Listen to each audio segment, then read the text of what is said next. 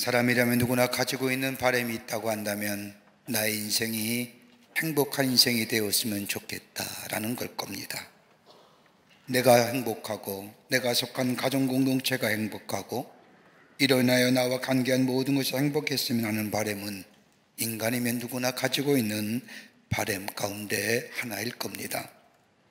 그런데 모두가 행복을 추구하지만 길이 서로 다르고 또 이것이 행복이다라고 하는 확실한 정의가 없기에 나름대로 행복의 기준을 가지고 살아갑니다. 그 가운데 행복한 인생이 되려고 하면 적어도 4가지 것이 있어야만이 그 인생 행복하다고 말할 수 있을 겁니다.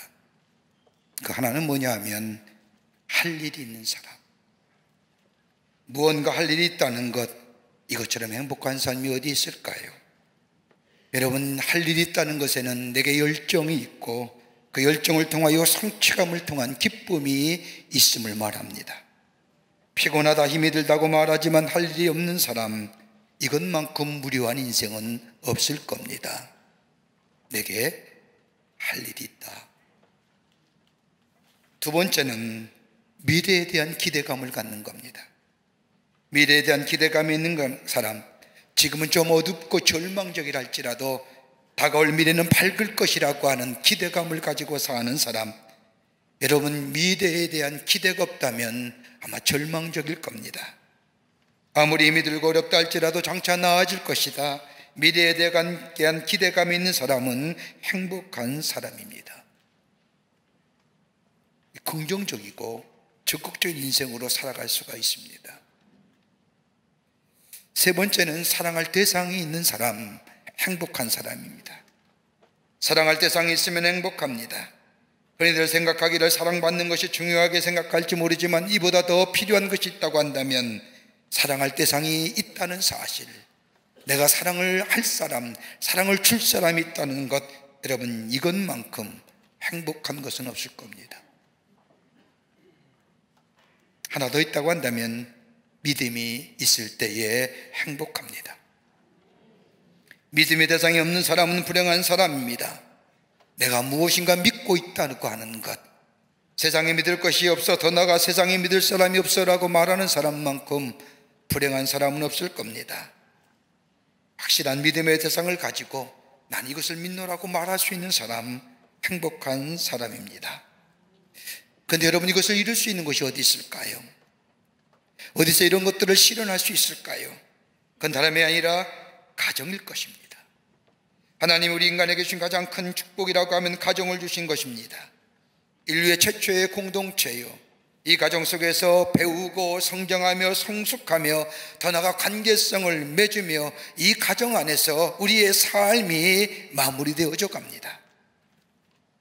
그런데 시대가 흐르면 흐를수록 안타깝게도 하나님이 주신 이 아름다운 공동체가 점점점 분열되어져 가고 파괴되어져 가는 것을 보게 됩니다. 산업화가 거치면서 과학과 그리고 정보화 시대를 바뀌어가면서 지금 우리의 사회를 보면 예전만 해도 신실한 사람, 정직한 사람, 성실한 사람, 이런 사람을 알아주던 시대에서 이제는 머리 좋고 현실 감각이 탁월한 사람, 판단을 잘하는 사람, 한마디로 떡소리 나는 사람을 우대하는 사회로 변화된 것을 봅니다.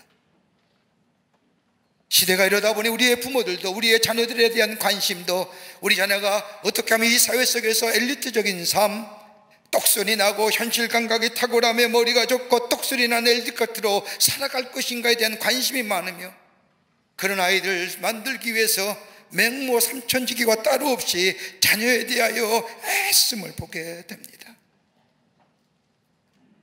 그래서 이 덕에 나온 단어가 냉철한 승부사요, 철저한 실용주의요, 적자생존의 법칙을 적절하게 이용하여 변화에 순발력 있게 대처하는 사람이요, 이런 사람을 칭함을 받게 될 때에 그 사람이 성공한 사람이고 그것이 탁월한 사람이라고 생각하는 시대가 지금의 시대.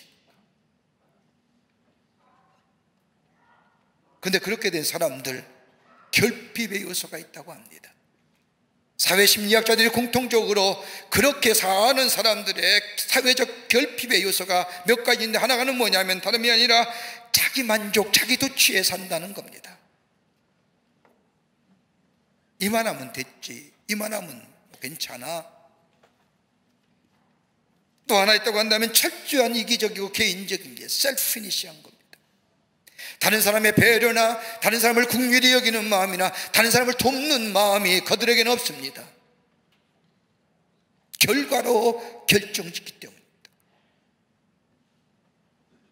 여러분, 세상에 꼭 1등만 있는 거 아니지 않습니까? 여러분, 2등은 사람 아닙니까? 3등은 사람 아니에요? 2등과 3등이 있기에 1등이 있는 거 아닙니까? 이런 사람의 또 하나의 결핍은 다름이 아니라 다른 사람을 인정하지 않는 겁니다. 다름을 인정하지 않습니다. 다른 사람의 가치를 소중히 여기지 않습니다. 여러 해 전에 성공적인 경영의 방법이 무엇인가에 대해 미국의 경영가들이 모여 세미나를 열었습니다. 오랫동안 토의한 결과 성공적인 기업 경영이 되기 위해서는 생산성의 향상을 위해 투자 설비를 해야 된다는 등 블루오션 새로운 시장의 개척을 해야 된다는 등 이런 것이 아니라 저들이 맺은 결론은 먼저 우선되어야 할 것이 있다고 한다면 우리의 일하는 사람들이 행복한 가정을 이루어야 된다. 그래야 거기에 능률이 오르고 거기에 생산성이 향상된다.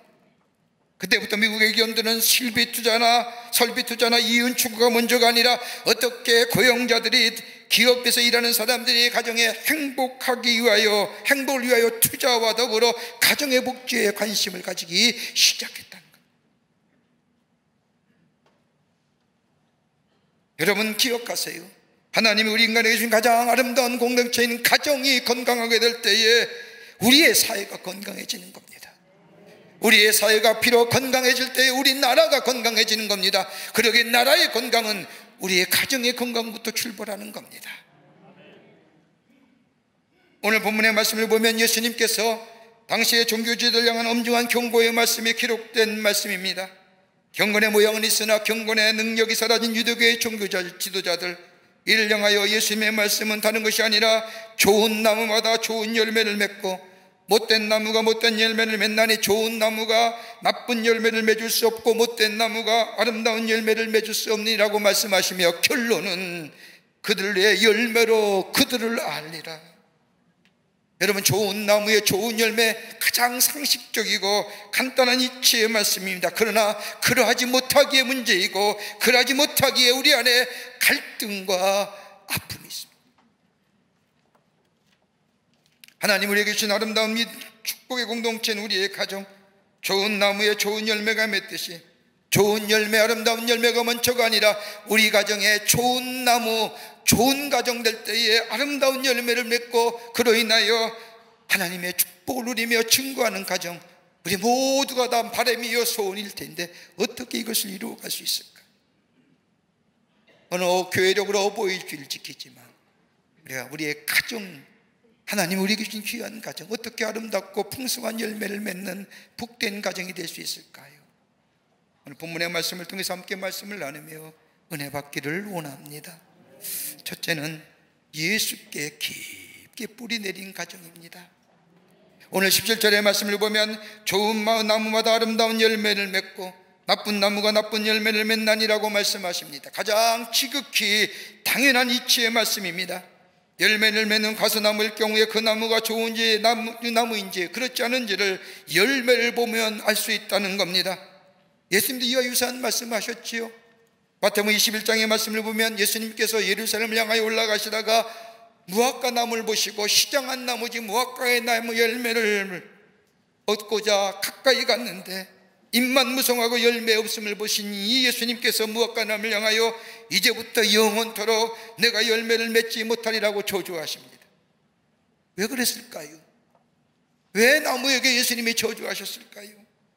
다름이 아니라 가는 사람 오는 사람이 쉽게 볼 수 있게만 입만 무성했기 때문입니다. 열매는 없으면서 열매 있는 척 했기 때문입니다. 쉽게 얘기하면 아무것도 모르면서 맞지 않은 척하며 아무것도 된 것이 없는데 다 된 것처럼 말하며 아무 능력이 없으면서 마치 능력 있는 것처럼 살아가는 모습.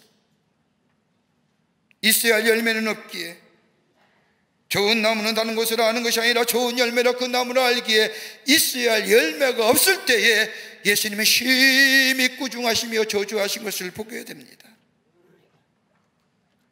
일본어 대학 교수가 포도주에 대한 연구를 하기 위해 프랑스 한 포도밭에 갔습니다.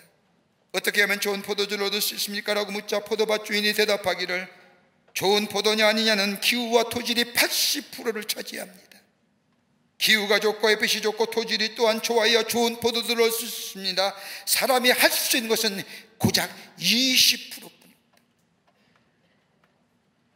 좋은 토양과 좋은 기후에 자란 포도나무에 좋은 열매가 맺을시 여러분 우리 가정에 아름다운 열매, 풍성한 열매가 맺어지는 좋은 토양은 어떤 걸까요? 다름이 아니라 오늘 주님이 말씀한 것처럼 예수 안에 깊게 우리의 가정이 뿌리 내리게 될 때에 그 안에 아름다운 열매가 맺어지며 그 안에 풍성한 열매가 맺어지게 됩니다. 진리 되시는 예수가 우리의 가정에 계시며 하나님의 말씀이 우리 안에 계시며 그 진리가 되시는 예수님의 인도함 받는 가정, 주가 우리의 가정의 주인 되심을 고백하는 가정이 될 때에 여러분 그리스도인이 된다는 것이 무엇일까요? 다름이 아니라 예수를 따라 사는 삶입니다. 예수가 우리의 주인 되심을 고백할 뿐만 아니라 그 주인 되신 예수님의 말씀을 따라가는 사람, 이게 바로 그리스도인의 삶의 모습입니다. 그런데 예수 따라가는 삶의 모습 속에 우리 가정에 구체적으로 있으실 깊게 뿌리내는, 예수께 뿌리내는 삶의 모습이 뭘까요? 서로 존중히 여기는 거예요. 여러분 존경한다는 단어가 영어 단어로 리스펙트라고 말합니다. 이 영어의 단어는 고대 라틴어에는 리스펙투스라고 하는 단어에서 파생된 단어인데 뒤돌아본다는 리와 그리고 본다는 스펙스의 합성어입니다. 그러기에 존경한다는 것은 자신과 다른 사람을 되돌아본다는 뜻입니다.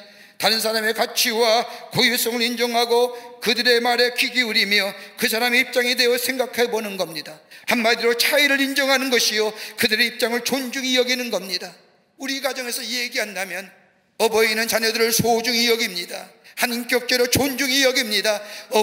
자녀들은 어버이를 귀히 여기며 생명의 멸류관, 의의 멸류관을 높여드립니다. 그들의 경험과 그들의 지혜와 그들의 경륜을 소중히 여깁니다. 여러분 이혼만 전문하는 담당하는 말린 친이치라고 하는 변호사에 의하면 부모가 이혼하는 소유의 가장 결정적인 사유는 존중의 결핍이랍니다. 우리 가정에 일어나는 수많은 문제들, 그 문제의 가장 근원이 어떨까요? 부모 어버이는 자녀를 존중히 여기는 마음, 자녀는 부모의 어버이를 소중히고 존중히 여기는 마음. 여러분 예수님의 생애를 가만히 보십시오. 예수님 한 번도 다른 사람을 비하하거나 다른 사람을 결핍하게, 다른 사람을 차이두게 대하지 아니라 다 모두가 하나님의 형상대로 지음받은 피조물로 소중히 여겼었던 것을 보게 됩니다. 많이 가졌고 적게 가졌고 문제가 아닙니다. 높은 지위와 낮은 지위의 문제가 아닙니다. 하나님 나라의 형상, 하나님의 형상대로 지음받은 한 인격체로 우리 주님은 소중히, 심지어 어린아이조차도 내게 오는 것을 금하지 말라고 말씀하신 것처럼 소중히 여기고 존중히 여기는 마음. 여러분 창세기 9장의 말씀을 보십시오. 하나님이 세상에 죄가 관영할 때에 홍수를 통하여 다 심판하신 후에 노아의 가정만 살려두었습니다. 무태 나온 후에 노아가 너무 감사하고 감격하여 농사를 지은 후에 포도밭에 농사가 잘 지어서 포도주를 마신 다음에 취해버리고 잠에 들었습니다. 그만 실수하지요. 하체가 벗겨진다고 모르고 잠을 잡니다. 아들 셋이 있었습니다. 첫째 아들 함은 그 아버지의 모습을 보고 밖에 나가 소문을 냅니다. 얼마나 술에 취했으면 저렇게 아랫도리가 벌어진 것도 모르고 자냐고 흉보며 이야기하지만 그 아들이었던 또 다른 아들은 셈과 얏은 그 아버지의 수치를 감싸줍니다. 허물을 감싸줍니다. 실수할 수 있잖아요. 그걸 드러내고 실수를 공박하는 것이 아니라 감싸주며 그것을 소중히 여기며 그것보다 더 나은 모습을 귀히 여기는 모습. 어버이인 자녀들로서 하나님의 형상대로 내 소유물이 아니라 나에게 위탁하신 하나님의 귀한 생명이라는 것을 가지고 존중히 여기며 인격적으로 저들을 대할 때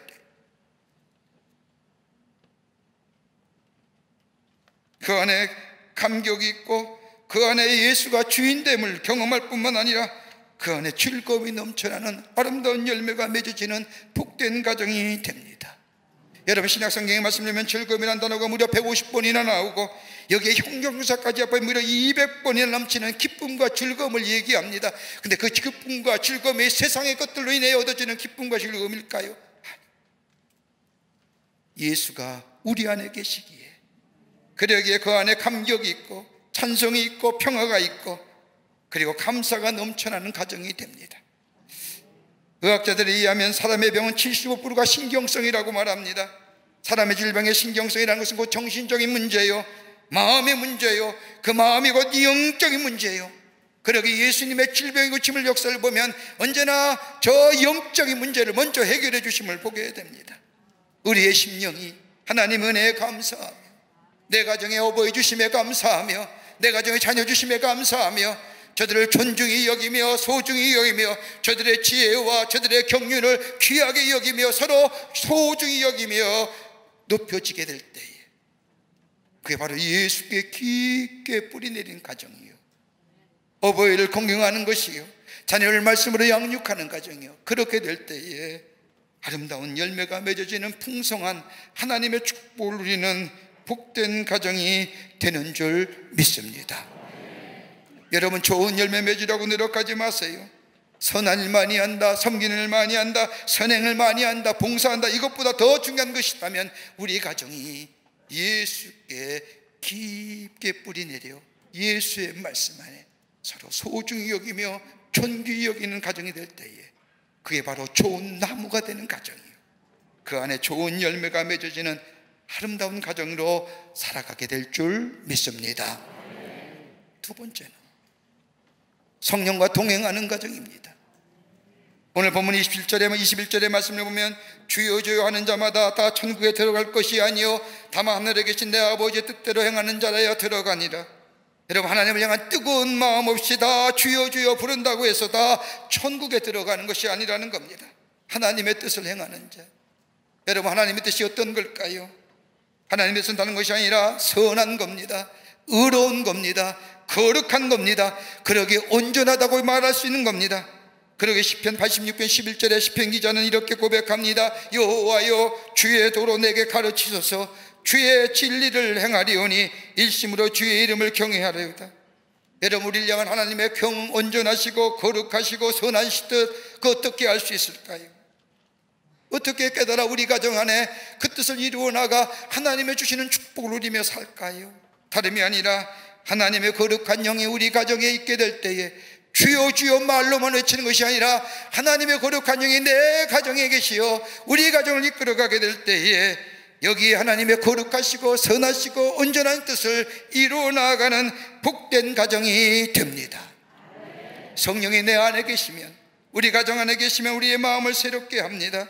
우리의 거짓된 마음, 진실되지 않던 마음을 새롭게 변화시켜 주십니다. 내 의지나 내 생각대로 되는 것이 아니라 하나님의 영이 내 안에 계시고 우리 안에 가정에 계시면 우리의 가정과 우리의 마음을 주장하시어 내 생각보다 더 먼저 기쁜 곳에 변화를 일으켜 주십니다. 그러기에 성령 안에 거하는 가정, 나를 새롭뿐만 아니라 우리의 인도자가 되어주시고 우리의 보호자가 되어주시고 우리의 파라클레이스토스가 되어주시는 그 성령의 인도함 받는 가정. 여러분, 가만 생각해 보세요. 우리의 삶에 또 우리의 가정의 결단과 결정의 순간이 오면 여러분, 무엇 가지고 결단하고 결정하십니까? 흔히들 내 경험이나 내 지식이나 아니면 다른 사람의 조언에 의하여 결정하시지 않습니까? 그런데 여러분, 결과가 어떠십니까? 바른 결정이셨습니까? 우리가 지금껏 살아오면서 바른 결정만 내렸다고 한다면 지금 우리의 모습은 이러하지 않았을 겁니다. 불행한 선택과 불행한 결정이 얼마나 많았습니까? 그러나 하나님의 거룩한 영이 우리 안에 계시고 내 안에 계실 때에 성령이 우리를 가르쳐 주시고 인도하여 주시고 하나님 말씀을 생각나게 하시어 바른 결정과 더불어 바른 판단케 해 주십니다. 여기에 성공의 역사가 있는 거예요.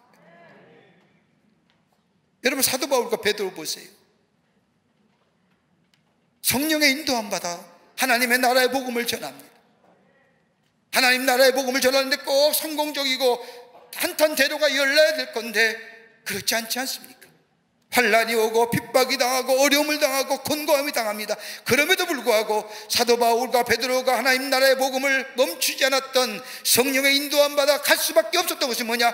우리 하나님은 합력하여 선을 이루는 하나님이기에 성령이 그 길을 인도해 주시고 보호해 주시고 함께 동행해 주실 믿기에 베드로와 바울은 성령의 인도함 받아 그 길을 걸어갔던 것을 보게 됩니다. 거기에 열매가 맺어지는 겁니다. 어떤 열매요? 갈라디아서 5장 21과 23절의 말씀처럼 성령의 열매는 사랑과 희락과 화평과 오래 참음과 자비와 양성과 충성과 온유와 절제니라. 이 열매가 맺어집니다. 여러분, 성경 말씀을 가만히 보세요. 우리 예수님께서는 다 기도하라고, 하나님의 기도에 응답해 주실 것이라고, 누구든지 내 이름으로 구하는 것마다 하나님은 다 응답해 주실 것이라고 말씀하시는데, 딱 한 가지, 너희는 구하라, 구체적으로 우리에게 구하라고 하는 말씀을 하신 적이 있습니다. 다름이 아니라 성령을 구하라는 겁니다. 하나님의 영을 구할 때에 그 성령이 내 안에 임재하시오, 우리 가정에 임재하시오, 우리의 인도자가 되어주시고 보호자가 되어주시고 피난처가 되어주시고 궁극적으로 합력하여 선을 이루게 하시는 그 하나님의 놀라운 역사를 통하여 우리의 삶이, 우리의 가정이 아름답고도 풍성한 열매가 맺어지는 복된 가정으로 살아가게 해 주실 줄을 믿습니다. 성령의 인도합니다. 끝으로 구원의 고백이 있는 가정입니다. 아름답고 풍성한 열매를 맺는 복된 가정이 되기 위해서는 구원의 고백이 있어야 합니다. 오늘 마태복음 27장 21절의 말씀을 보면 주여 주여 하는 자마다 다 천국에 들어갈 것이 아니요 다만 하늘에 계신 내 아버지의 뜻대로 행하는 자라야 들어가니라. 여러분, 예수께 깊게 뿌리내린 가정, 더불어 성령의 인도함 받는 가정, 여기 아름답고도 풍성한 열매가 맺어질 뿐만 아니라 그 안에 하나님을 향한 감사의 고백인 찬양이 넘치게 될 때에 우리의 가정은 더 풍성하고도 아름다운 열매가 맺는 가정이 됩니다. 여러분, 우리가 부르는 찬송이 뭘까요?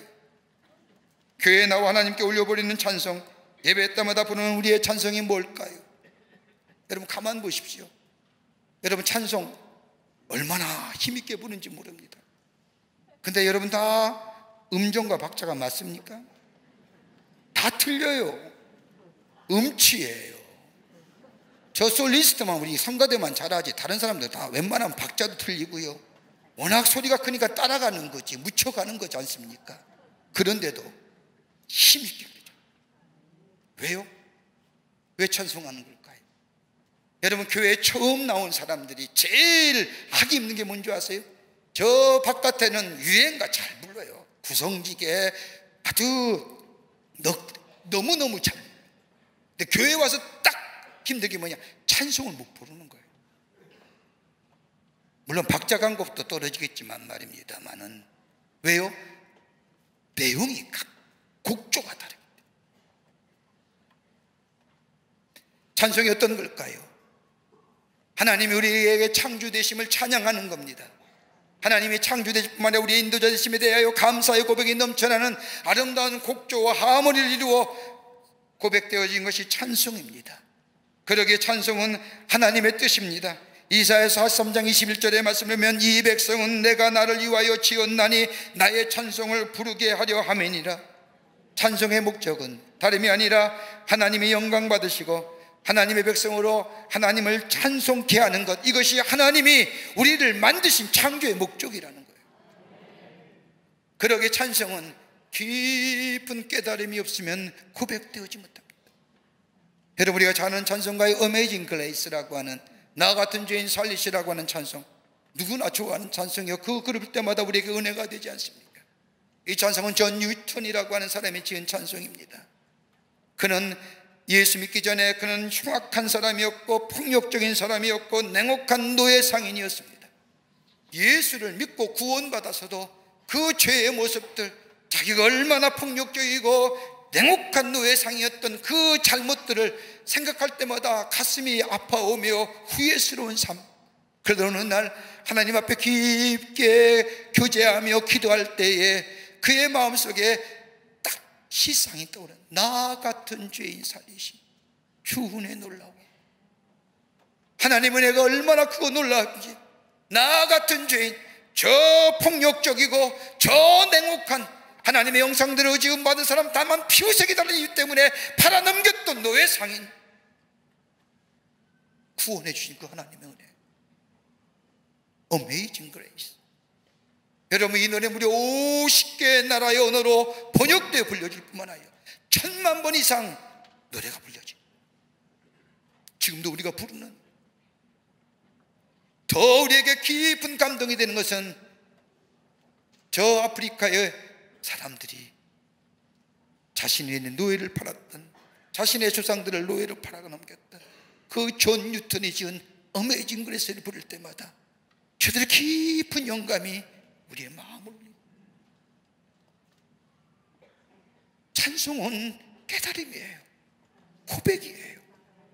하나님의 은혜가 얼마나 크고 놀라워. 여러분, 찬송의 시효가 어떤 걸까요? 이스라엘 백성이 홍해를 건너서 나옵니다.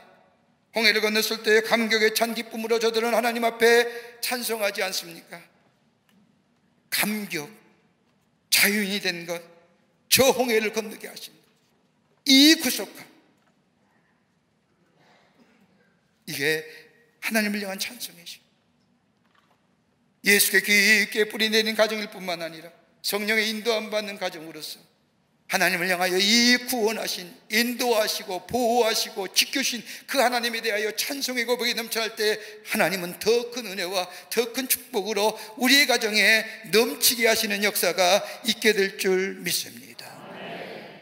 영국의 소설가이자 사회학자이며 역사학자인 H.G. 웰스가 쓴 단편 소설 가운데 무덤이란 소설이 있습니다.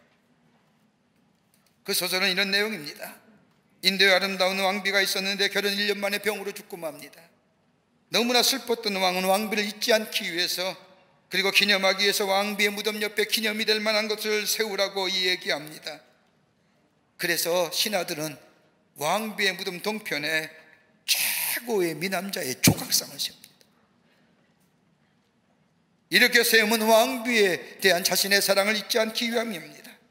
1년이 지나자 그것만으로 부족했는지 서쪽의 왕가를 상징하는 호랑이 조각을 세웁니다.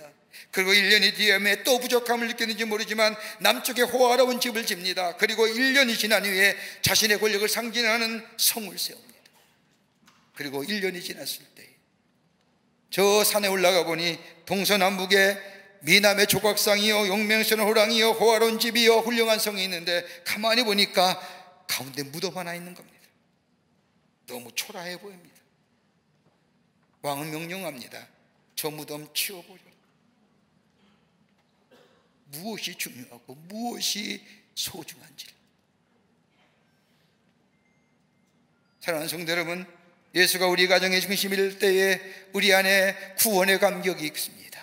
예수가 우리 가정의 주인 될 때 말씀이 우리를 가르쳐 줍니다. 가야 할 길을 밝히 보여줍니다. 성령의 인도함 받습니다. 성령이 우리의 도움이 되시고 보호자가 되시며 인도자가 되어주시며 함께 하시어 바른 결정과 바른 판단력으로 일하게 하여 주십니다. 내가 연약하고 넘어질 때 나에게 힘주시고 일으켜 세워주십니다. 그리고 말할 수 없는 탄식으로 우리를 위하여 기도해 주십니다. 그리고 그 은혜 가운데 우리의 가정이 아름다운 열매와 풍성한 열매가 맺어져 하나님을 향하여 찬송의 고백이, 나 같은 죄인 살리신 하나님의 은혜에 감사합니다, 주 은혜 놀랍습니다라고 하나님을 향하여 찬송의 고백이 넘쳐나게 될 때 주님은 우리에게 더 큰 은혜와 더 큰 열매로 우리에게 허락하여 주십니다. 이게 좋은 나무에 좋은 열매 맺는 겁니다. 이런 믿음의 가정이 되시어 여러분의 삶 속에 풍성한 하늘의 축복을 누리며 그 하나님의 살아계심을 증거하는 우리 모든 사랑하는 광림의 권속들, 우리 모든 그리스도인의 삶 되시기를 주의 이름으로 축원합니다. 하나님 감사합니다. 저희들 주께서 사랑해 주셔서 하나님의 백성 삼으시며 예수가 우리 안에 계시고 우리의 주인 되어주시고 성령이 우리의 인도자 되어주실 뿐만 아니라 우리 안에 주의 놀라운 은혜와 사랑 안에 찬송의 고백이 넘쳐나 더 큰 풍성한 열매를 맺게 해주신 그 하나님 은혜에 감사와 찬송을 올려 보냅니다. 이 놀라운 은혜 증거하는 삶 되게 하시고 찬송하는 삶 되게 하시고 고백하는 삶 되게 하여 주셔서 주의 주시는 풍요로움의 축복을 누리며 증거하는, 살아계신 하나님을 증거하는 저희들의 모든 일이 되게 하여 주시옵소서. 성령이 도우실 줄 믿으며 예수님의 이름으로 기도하옵나이다. 아멘.